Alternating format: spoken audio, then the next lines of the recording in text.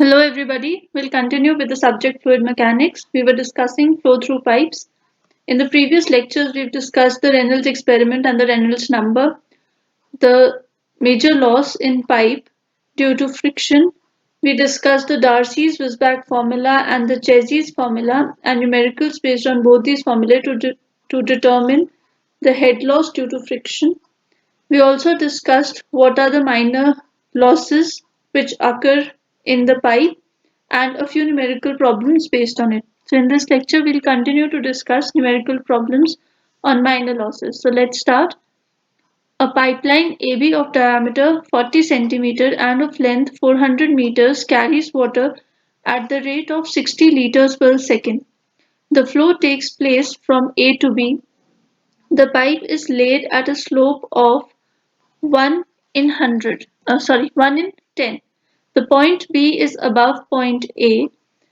If the pressure at point B is 20 Newton per centimeter square, then find the pressure at point A.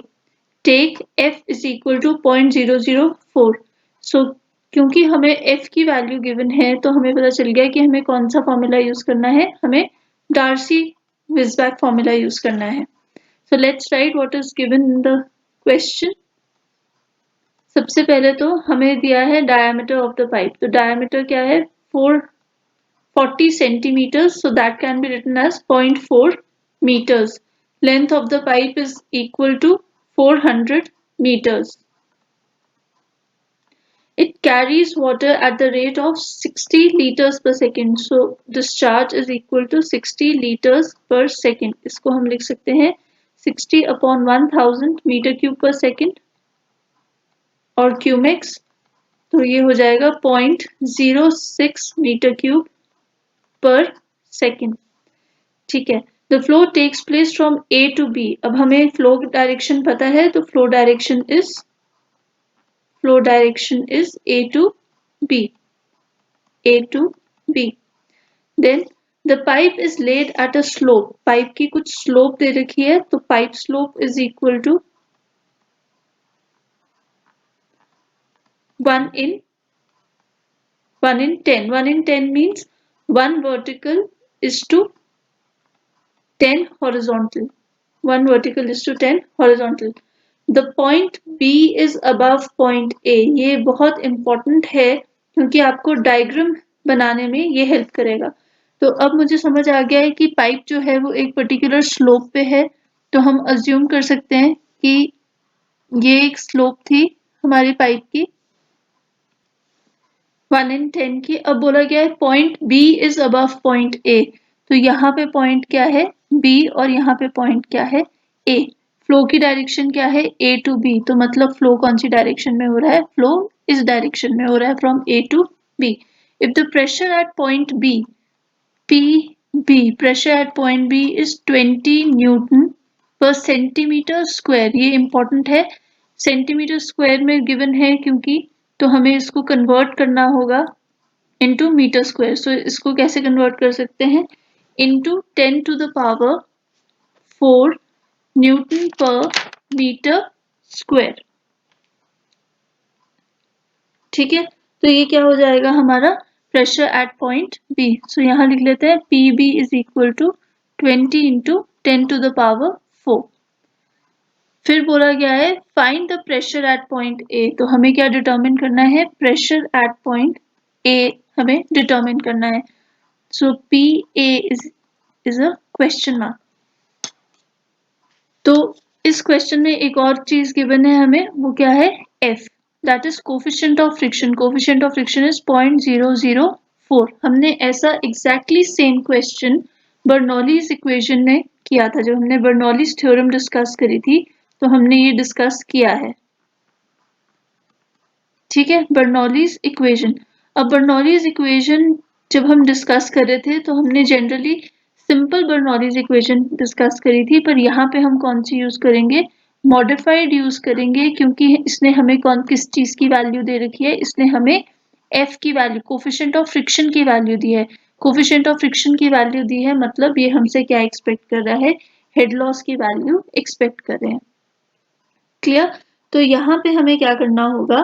पहले तो हमें simply dimensions calculate करनी होगी कि Bernoulli's theorem से कैसे अप्लाई किया जा सकता है। तो बर्नौलीज थ्योरम लिख लेते हैं पहले। Bernoulli's theorem is PA upon rho G plus VA square upon 2G plus ZA is equal to PB square upon 2G plus BB square PB upon rho G VB square upon 2G plus ZB plus HL। यहाँ पे क्या आ जाएगा plus head loss. तो ये इसलिए हमारे पास क्या आ रही है, बर्नौलीज इक्वेशन मॉडिफाइड यूज कर रहे हैं हम। अब हमारे पास PA की वैल्यू तो अननोन है, तो अगर मैं इसको मार्क करूं तो मैं क्या लिख सकती हूँ, PA को हम रेड में लिख सकते हैं टू रिमेंबर कि हमने ये कैलकुलेट करना है। PA की वैल्यू अननोन है। VA की वैल्यू हम कैलकुलेट कर सकते हैं क्योंकि हमारे पास डायामीटर भी है और हमारे पास डिस्चार्ज भी है। बट अगर हम देखें जो पाइप है उसकी डायामीटर के बारे में कुछ भी नहीं बोल रखा, तो मतलब डायामीटर क्या है, कांस्टेंट है। तो हम सिंपली क्या बोल सकते हैं, since the diameter is constant, since the diameter is constant through out,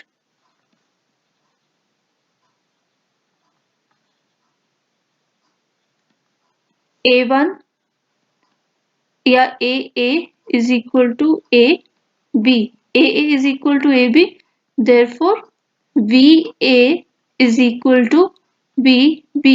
कैसे, फ्रॉम कॉन्टिन्यूटी इक्वेशन। कहाँ से आया ये, कॉन्टिन्यूटी इक्वेशन से। V1 A1 V1 is equal to A2 V2 जब आप करेंगे तो आपके पास क्या आ जाएगा, VA is equal to VB आ जाएगा। तो VA is equal to VB हो गया, तो मतलब ये दो टर्म्स क्या होगी, कैंसिल हो गई। अब आती है Z की बात।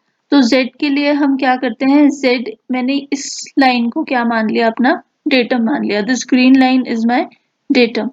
तो अगर ये मेरा डेटम हो जाता है तो ZA की वैल्यू क्या हो जाएगी, या तो हम ऐसा करते हैं कि सेंटर ऑफ द पाइप से एट पॉइंट A मान लेते हैं, तो ये मेरा डेटम हो गया। ZA की वैल्यू कितनी हो जाएगी, ZA will be equal to 0, क्योंकि ये पॉइंट किस पे लाई कर रहा है, डेटम पे ही लाई कर रहा है। अब हमें किसकी वैल्यू कैलकुलेट करनी है, ZB की वैल्यू कैलकुलेट करनी है। तो this height will be equal to ZB। तो मेरी बर्नौलीज इक्वेशन रिड्यूस हो गई, PA upon rho G plus या सीधे equal to PB upon rho G plus ZB plus HL। Clear. तो हमारे पास यहाँ पे VA भी कैंसिल हो गया था और ZA भी कैंसिल हो गया था, VB भी कैंसिल हो गया था। तो हमारे पास बचा PA by rho G is equal to PB by rho G plus ZB plus HL। अब सबसे पहले तो ZB कैलकुलेट करते हैं। अब ये हमारे पास इक्वेशन है, तो मुझे ZB कैसे कैलकुलेट करना है। ZB कैलकुलेट करने से पहले मेरे पास ये लेंथ है अवेलेबल। ये लेंथ कितनी गिवन है, ये लेंथ गिवन है equal to 400 metres. So 400 metres, इस सेंटर लाइन को मैंने क्या मान लिया, अपना डेटम, और ये क्या हो गया हमारे पास, एंगल थीटा। तो स्लोप कितनी गिवन है हमें, 1 वर्टिकल इज टू 10 हॉरिजॉन्टल। तो उस केस में tan थीटा कैसे आ जाएगा, 1 vertical 10 horizontal, tan theta is perpendicular upon base. Theta कहाँ पे हो जाएगा, theta will B this angle. So 1/10 theta कैसे आ सकता है, tan इनवर्स ऑफ 1/10 इज 5.71। अब हमारे पास ये थीटा की वैल्यू आ गई। अब अगर हम फिर से एक ट्रायंगल बनाएं तो हमें ये ZB की वैल्यू चाहिए। This inclined line is equal to 400 metres. तो 400 मीटर्स ये हो गया, ZB ये हो गया। अगर मैं साइन थीटा यूज करूं तो perpendicular upon hypotenuse. Perpendicular is equal to ZB and hypotenuse is equal to 400। तो ZB की वैल्यू कितनी हो जाएगी, 400 साइन 5.71 डिग्रीज। तो ZB की वैल्यू आ जाएगी 39.8 meters. This is the correct way of calculating ZB. अब हम जब देखते हैं तो PA की वैल्यू हमें कैलकुलेट करनी है PA अपॉन ρg। ρg को हम डायरेक्टली 9810 लिख सकते हैं क्योंकि हमें पता है ये वाटर है और G की वैल्यू कितनी होती है 9.81। PB की वैल्यू हमें गिवन है 20 into 10 to the power 4 Newton per meter square.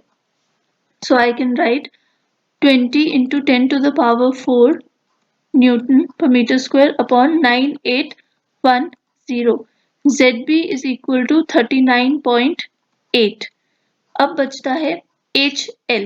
HL कैसे कैलकुलेट होगा? HL कैलकुलेट करने के लिए हम यूज कर सकते हैं कि आप HL is equal to HF. हमने क्या कर दिया? Head loss due to friction ही कंसिडर किया। So HF is head loss due to friction.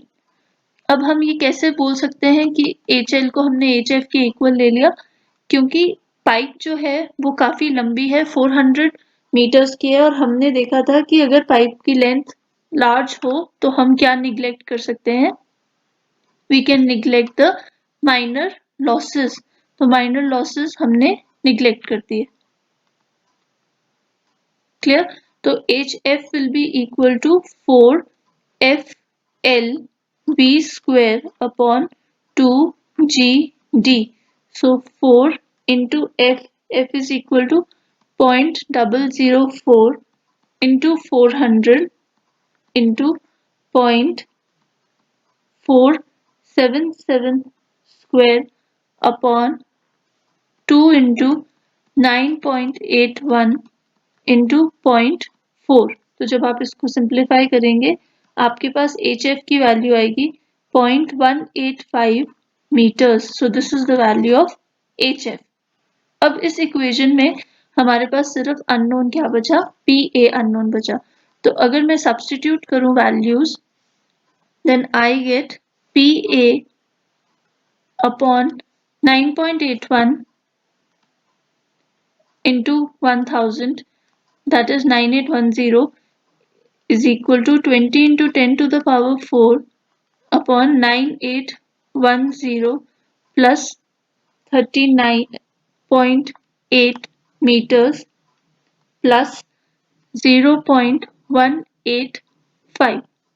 So PA upon 9810 will be equal to 20.387 plus 39.8 plus 0.185, which is equal to 60.372. So PA calculates to be equal to 592249.3 Newton per meter square.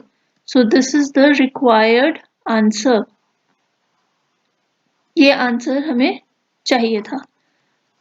So let's move on. A pipe 0.25 meters diameter, 1500 meter long, is laid at a slope of 1 in 200 for the first half length and at a slope of 1 in 150 for the remaining length.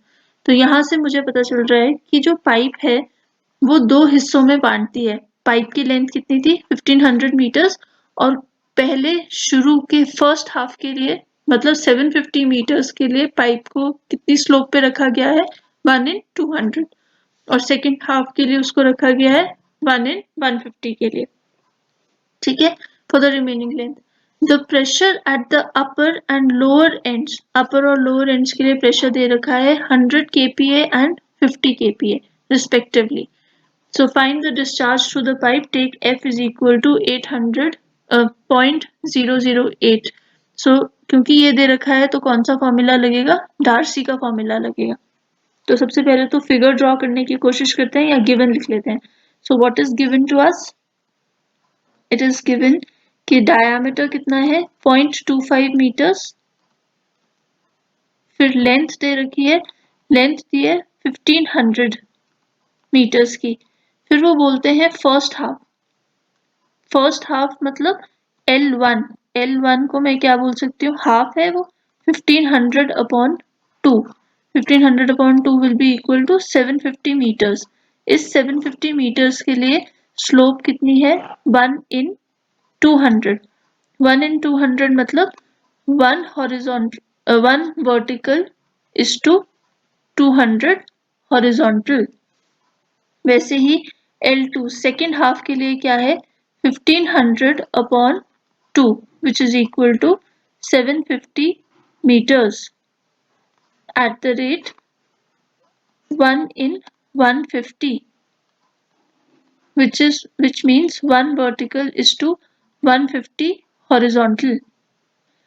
ठीक है, अब बोलते हैं अगर हम पहले ये pipe draw करने की कोशिश करें तो फर्स्ट हाफ क्या है, फर्स्ट हाफ इस तरीके से है 1 in 200, तो 1 वर्टिकल और 200 हॉरिजॉन्टल।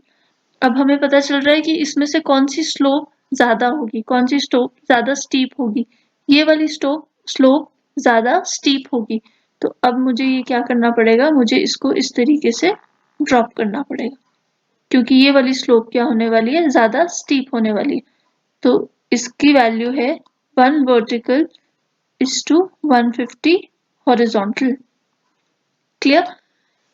अब आगे बोला गया है कि the pressure at the upper end कौन सा हुआ, अपर एंड हुआ ये वाला। तो प्रेशर, इसको मैं पॉइंट को नाम दे देती हूँ पॉइंट ए, क्योंकि अपर एंड पे मैंने क्या नाम दे दिया ए, और लोअर एंड पे मैंने क्या नाम दे दिया point B. So pressure at A is equal to 100 kPa and pressure at B respectively का मतलब जो पहले लिखा गया है, पहले क्या लिखा गया है अपर और बाद में क्या लिखा गया है लोअर, तो लोअर में क्या हो गया 50 kPa।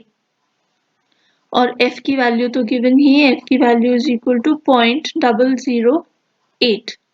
क्लियर। अब ये टोटल लेंथ कितनी है, टोटल लेंथ तो 1500 है, बट यहाँ तक जो ये वाला सेक्शन है इसकी लेंथ है 750 मीटर्स। वैसे ही इस सेक्शन की लेंथ कितनी है, again 750 meters।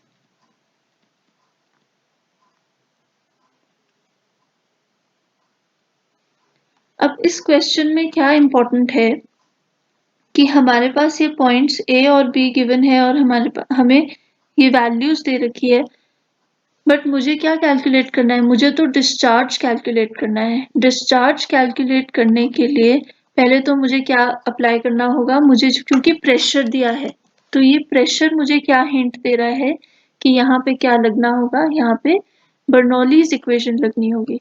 So this question will again B solved using Bernoulli's equation.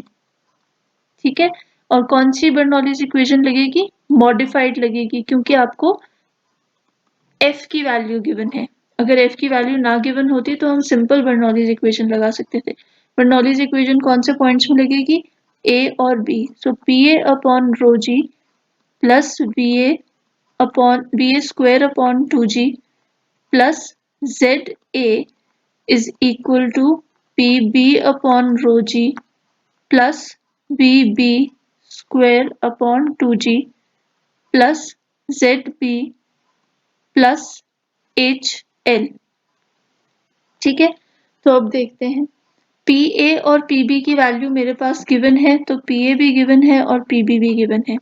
अब मैं अगर यहाँ पे डेटम मान लूं at the centre of the pipe that is crossing through point B, तो डेटम क्या हो जाएगा, डेटम ये आ गया, दिस इज माय डेटम।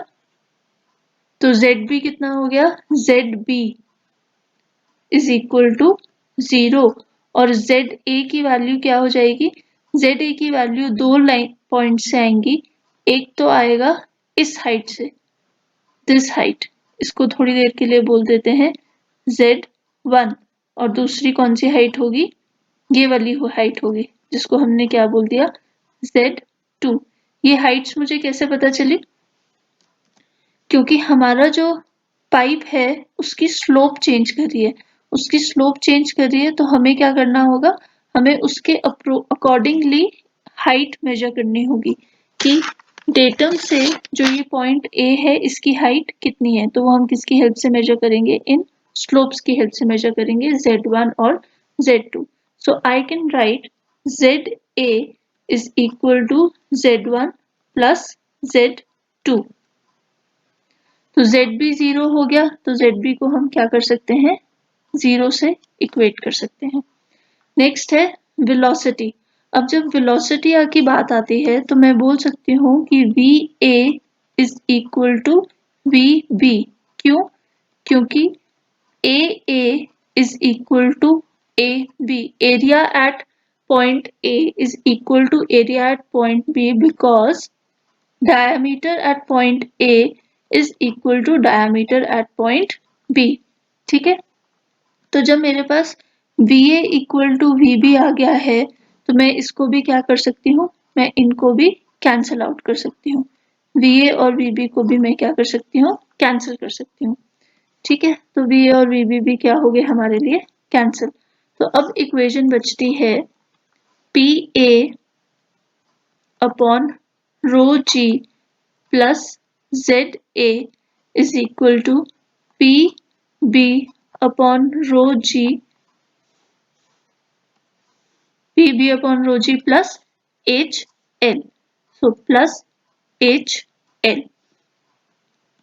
अब अगर मैं ZA कैलकुलेट कर लेती हूँ तो PA मुझे गिवन है, PB मुझे गिवन है, मेरे पास क्या आ जाएगा, मेरे पास HL की वैल्यू आ जाएगी. तो पहले ZA देख लेते हैं कैसे आएगा. तो ये हमारा फिगर है, इसमें हम क्या कर सकते हैं, पहले AC सेक्शन के लिए Z1 कैलकुलेट करते हैं. तो Z1 की कैलकुलेशन के लिए अगर हम देखें तो पहला ट्रायंगल हमारा बनता है 1 वर्टिकल इज टू 2 हॉरिजॉन्टल. तो हम इसकी हेल्प से क्या कैलकुलेट कर सकते हैं, हम एंगल थीटा कैलकुलेट कर सकते हैं. एंगल थीटा कौन सा एंगल हो जाएगा, ये वाला angle, this will be angle theta. और इस एंगल को हम क्या नाम दे देते हैं, एंगल अल्फा. ठीक है, this is angle theta and this is angle alpha. तो थीटा के लिए क्या है, थीटा के लिए क्या हो जाएगा, tan theta. tan theta is equal to 1 upon 200. 1 upon 200, तो theta will be equal to tan inverse of 1 upon 200. So that is 0.286. ठीक है, तो अब हम साइन थीटा निकाल सकते हैं. साइन थीटा क्या हो जाएगा, साइन थीटा अगर मैं देखूं, ये हाइपोटेन्यूज मुझे कितना गिवन है, 750. हाइपोटेन्यूज 750 है और ये कितना हो जाएगा, this is equal to Z1. Z1 है and this value is equal to theta. तो अगर मैं साइन थीटा कैलकुलेट करती हूँ तो sine theta is perpendicular upon hypotenuse. Perpendicular कितना है, Z1, और हाइपोटेन्यूज कितना है, 750. So Z1 will be equal to 750 into sin theta. sin theta के बजाय मैं क्या लिख सकती हूँ, into 0.286 degrees. So that will calculate equal to 3.749 meters, which can be written as 3.75 meters. ठीक है, नेक्स्ट पार्ट है जब हमारा थीटा अल्फा की वैल्यू हमें कैलकुलेट करनी है. दिस एंगल इज अल्फा और हमारे पास स्लोप कितनी गिवन है, slope is equal to 1 in 150. तो tan alpha will be equal to 1 upon 150. therefore alpha is equal to tan inverse of 1 upon 150. So tan inverse of 1 upon 150 is equal to 0.382 degrees. Now sin alpha can be calculated. अब अगर मैं ये alpha की terms में ये angle triangle बनाऊं तो this hypotenuse is equal to 750 और परपेंडिकुलर कितना है, perpendicular is equal to Z2. So perpendicular upon hypotenuse is equal to Z2 upon 750 meters. Therefore, Z2 is equal to 750 into sin of 0.382 degrees.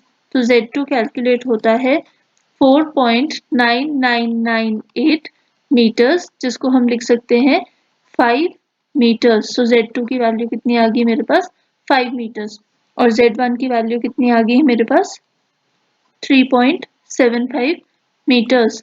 So ultimately ZA की value कितनी हो जाएगी, ZA की value was equal to Z1 plus Z2 which is equal to 5 plus 3.75 meters, which calculates to be equal to 8.75 meters. This is the correct way of calculating ZA. अब हमारे पास Bernoulli's equation क्या थी, PA by rho g plus ZA equal to PA by rho g plus ZA equal to PB by rho g plus HL. So HL हमें calculate करना है, बाकी सबकी values हमारे पास हैं. PA की वैल्यू है हमारे पास 100 into 10 to the power 3 upon 9810. ZA की वैल्यू है 8.75. PB की वैल्यू है 50 into 10 to the power 3 upon 9810 plus HL. HL हमें कैलकुलेट करना है. तो जब आप कैलकुलेट करेंगे तो HL will come out equal to 13.847 meters. अब हम यहाँ पे क्या अज्यूम कर सकते हैं, अज्यूमिंग HL जो हेड लॉस है वो किसके इक्वल है, head loss due to friction के इक्वल है. क्यों, क्योंकि पाइप की लेंथ बहुत ज्यादा है 1500 है, तो हम क्या निग्लेक्ट कर सकते हैं, हम माइनर लॉसेस को निग्लेक्ट कर सकते हैं. ठीक है, तो HL is equal to HF. HF हमने कैलकुलेट करना है डार्सीज फॉर्मूला से, so that is equal to 4FLB square upon 2GD. So 4 into F की वैल्यू है 0.008 इंटू 1500 इंटू V स्क्वायर. अब V की वैल्यू हमारे पास नहीं है, हमें तो क्या कैलकुलेट करना है, डिस्चार्ज कैलकुलेट करना है. तो हम क्या कर सकते हैं, Q अपॉन A कर सकते हैं. A क्या हो जाएगा pi by 4 into D. D की वैल्यू है 0.25, इसका होल स्क्वायर अपॉन 2 इंटू 9.81. ठीक है, तो जब आप सिंप्लीफाई करते हैं आपके पास वैल्यू आती है 4061 Q स्क्वायर. सो HF की वैल्यू किसके इक्वल है 13.847 की इक्वल है, ये यहाँ से आ गई हमारे पास. ठीक है, तो Q स्क्वायर की वैल्यू क्या हो जाएगी, Q square will be equal to 13.847 upon 4061. So that is equal to 0.00341. तो Q की वैल्यू क्या आ जाती है, Q की वैल्यू आ जाती है जब आप स्क्वायर रूट लेते हैं दोनों साइड्स, तो जब हम दोनों साइड स्क्वायर रूट लेते हैं तो Q calculates to be equal to 0.0584 meter cube per second. So this is the answer. Let's see another question. Water flows vertically downward through a 0.15 meter diameter pipe with a velocity of 2.4 meters per second. The pipe suddenly enlarges to 0.3 meter diameter. Find the loss of head. Also find the head if the flow is reversed. CC is equal to 0.62. तो ये बहुत important question है, क्योंकि आपको क्या given है कि pipe का initial diameter D1 is equal to 0.15. वैसे ही V1 कितना दे रखा है 2.4 मीटर्स पर सेकेंड. फिर बोलता है डायमीटर चेंज हो जाता है 2.3 3 मीटर्स पर सेकेंड। ठीक है, और आपको क्या दे दिया है, आपको दे दिया गया है सीसी की वैल्यू 0.62 और हमसे पूछता है कैलकुलेट हेड लॉस। तो हेड लॉस किसके इक्वल हो जाएगा, इस केस में अगर हम पाइप का शेप बनाएं तो पहले, और पानी कहाँ जा रहा है, पानी डाउनवर्ड जा रहा है।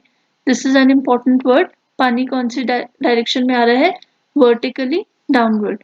तो अगर मैं पाइप बनाऊं तो पाइप कुछ इस तरीके से बनेगी। अब पाइप में पानी कहाँ आ रहा है, पाइप में पानी डाउनवर्ड जा रहा है। डायामीटर कितना दे रखा है, जो D1 है दैट इज 0.15 और जो D2 है दैट इज इक्वल टू 0.3। ठीक है, 0.3। वेलोसिटी की वैल्यू फर्स्ट पाइप में दे रखी है, V1 की वैल्यू दे रखी है 2.4। तो हमें पता है from continuity equation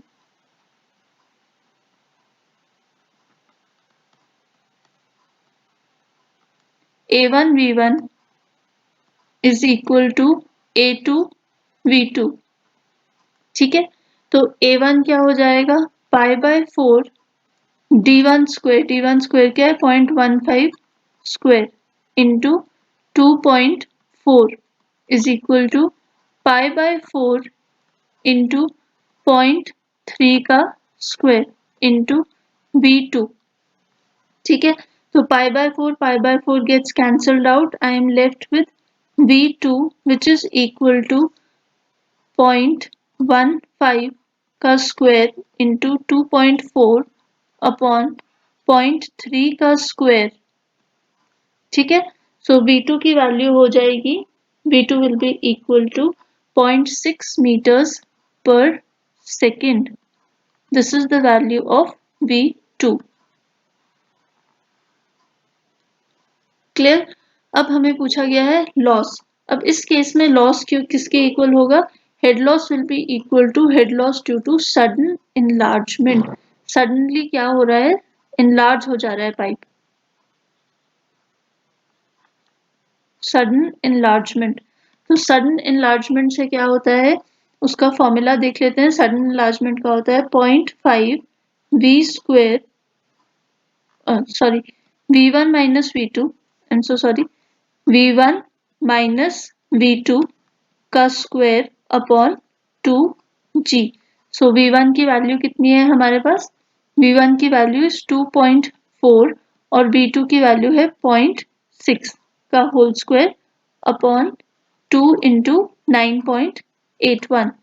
So this calculates to be equal to 0.165 meters. So this is the answer to the first part, 0.165 meters। Next आता है, जब आपने रिवर्स कर दिया, यहाँ पे बोला जा रहा है when the flow is reversed. तो जब फ्लो रिवर्स कर देते हैं तो पाइप तो हमारी ऐसी ही रही, पाइप तो यही रहा, बट जो डायरेक्शन ऑफ फ्लो है वो चेंज हो गया। डायरेक्शन ऑफ फ्लो इस तरीके से हो गया। तो इस केस में क्या हो जाएगा, इस केस में D1 कितना हो जाएगा, जो बड़ी पाइप है उसका 0.3 metres. So D1 is equal to 0.3 metres. V1, अब यहाँ पे ये इंपॉर्टेंट है कि V1 क्या हो जाएगा, 2.4 मीटर्स पर सेकेंड रहेगा यहाँ पे जो वेलोसिटी है, क्योंकि पानी इस वेलोसिटी से एंटर कर रहा है। तो V1 2.4 हो जाएगा। D2 कितना हो जाएगा, 0.15 मीटर्स। तो अगेन continuity equation से A1 V1 is equal to A2 V2, I get π/4 into D1 square into V1 is equal to π/4 into D2 square, D2 कितना है 0.15 का square into V2। So I have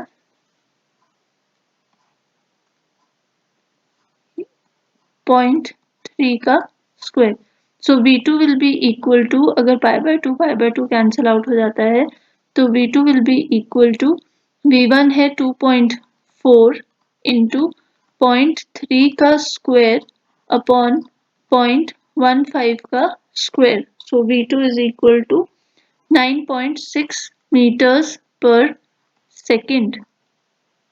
तो that is equal to V2. ठीक है. अब यहाँ पे sudden क्या हो रही है, कॉन्ट्रैक्शन. तो यहाँ पे फॉर्मूला किसका लगेगा, सडन कॉन्ट्रैक्शन का. सडन कॉन्ट्रैक्शन का फॉर्मूला है H is equal to K times V square upon 2G. तो K की वैल्यू क्या हो जाती है सडन कॉन्ट्रैक्शन के लिए, 1 अपॉन CC माइनस 1 का whole square into V square upon 2G. So that will be equal to 1 upon CC. CC की वैल्यू गिवन है क्वेश्चन में 0.62 माइनस 1 इसका होल स्क्वायर. V स्क्वायर क्या हो जाएगा, या V 9.6 का square upon 2 into 9.81. So this is equal to 1.761 meters. So हमारे पास head loss due to contraction कितना आ जाता है, sudden contraction 1.761 meters. This is the required answer for the second part of the question. B part of the question, flow is reversed flow. ठीक है. अब हम देख सकते हैं कि जब आप सडन एनलार्जमेंट करते हैं तो हेड लॉस कम है, और जब सडन कॉन्ट्रैक्शन करते हैं तो हेड लॉस क्या हो जाता है, बहुत ज़्यादा इंक्रीज हो जाता है. सो आई होप आपको ये सारे न्यूमेरिकल समझ आए होंगे.